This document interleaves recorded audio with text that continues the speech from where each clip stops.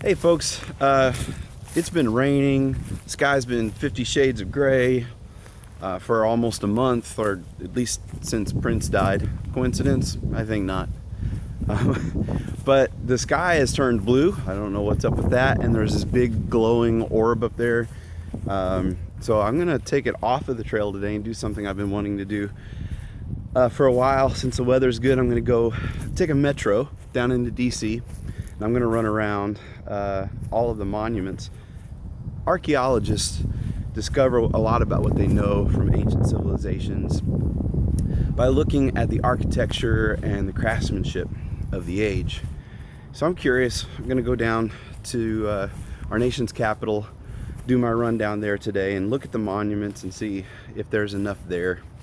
2,000 years from now, when archaeologists are looking at America, will there be enough to convict us of being a God-fearing nation? Let's go see.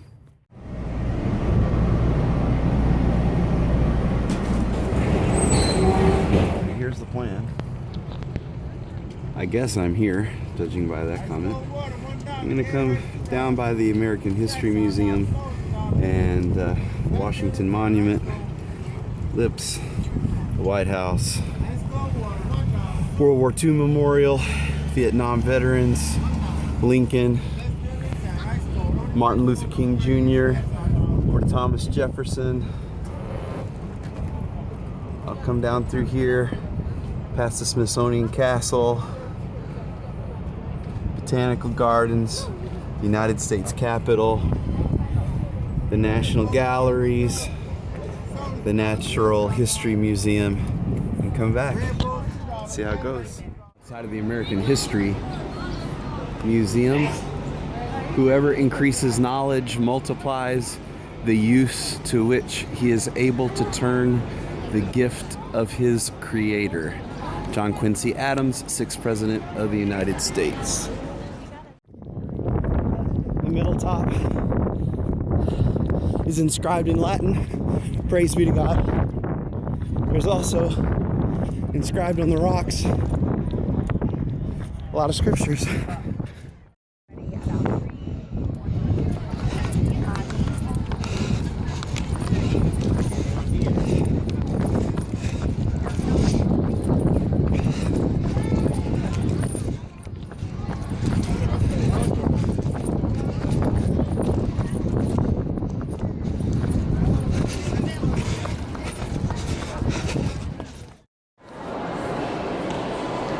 Abraham Lincoln's second inaugural address says some things like,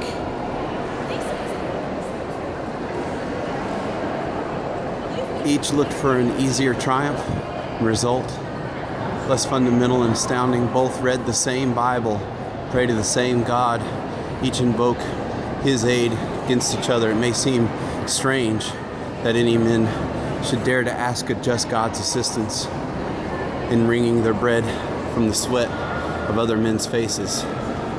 Let us judge not, we be not judged. The prayers of both cannot be answered. That of neither has been answered fully.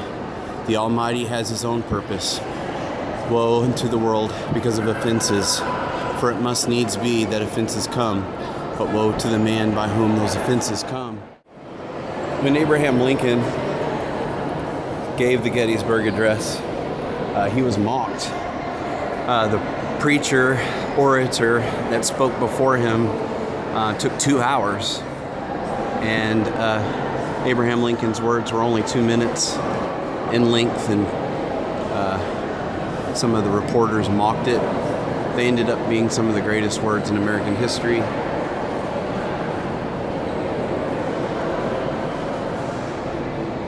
These dead shall have not died in vain, that this nation under God shall have a new birth of freedom. And now we're on to the Jefferson Memorial.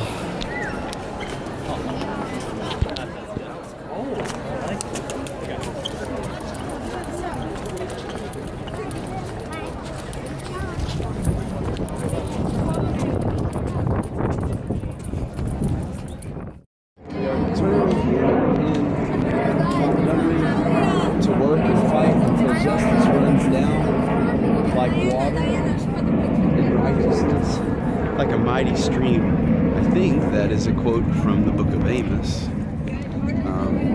mean, not the Montgomery part, but the second half of it, by the Reverend, the Baptist Reverend Martin Luther King Jr. Get around its light.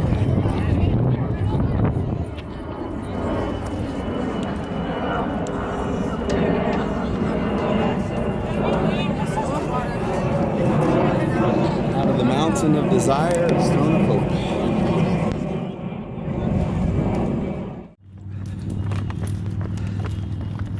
Washington behind me, Jefferson before me. It's a beautiful day.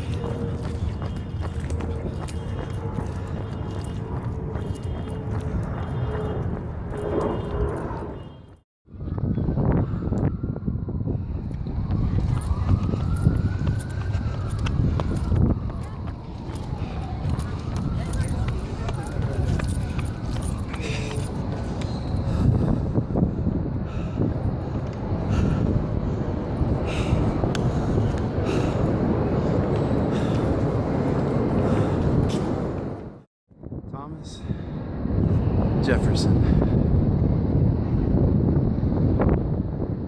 the writers of the United States Constitution. It says up there, I have sworn upon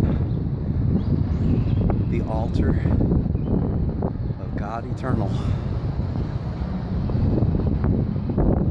hostility against every form of tyranny over the minds of man. He also wrote, behold, these truths to be self-evident, that all men are created equal, that they are endowed by their Creator with certain inalienable rights. He also wrote, Almighty God hath created the mind free. All attempts to influence it by temporal punishments, burdens, are the departure from the plan of the holy author of our religion. God, who gave us liberty. Can the liberties of a nation be secure when we have removed conviction that these liberties are the gift of God? Indeed, I tremble for my country when I reflect that God is just, that his justice cannot sleep forever. Alright, let's get back to it. So here I am at Ulysses S. Grant's Memorial. Regrettably, it's under reconstruction. General Sherman's over by the White House was off limits today for some reason. This would be the second time that General Grant saw the rotunda under construction because it was being built during the Civil War, and now it's under reconstruction. Noticeably absent is a memorial to General McClellan. I don't know why. Civil War geek joke. Anyway, and since we're on this, one more thing I forgot to mention about the U.S. Capitol building. As you go into the chamber, there is a bust of Moses. There's 10 Commandments, and in God we trust in the chamber. Some things I thought I'd point out as well. Hey, thanks for going on this discovery run with me today through DC. They say the swiftest traveler is the one that goes afoot, and I know for me, being a prior Marine infantryman, I like doing everything on foot. It's a great way to explore things. 6.5 miles. I was gonna end at the Natural History Museum, Smithsonian, but my cell phone died. I thought it would be a fitting place where the things of God are clearly seen by the things that are made, even his eternal power and Godhead, so that they are without excuse. So, yeah, I think those who want to wipe the effects of Christianity from American history certainly have their work cut out for them in renovations in DC. I'm certain that 2,000 years from now, the archaeological evidence would be resounding that the founders and great leaders of this country, according to what's inscribed in our capital, believed wholeheartedly in the God of the Bible. Catch you guys later. Thanks for joining me.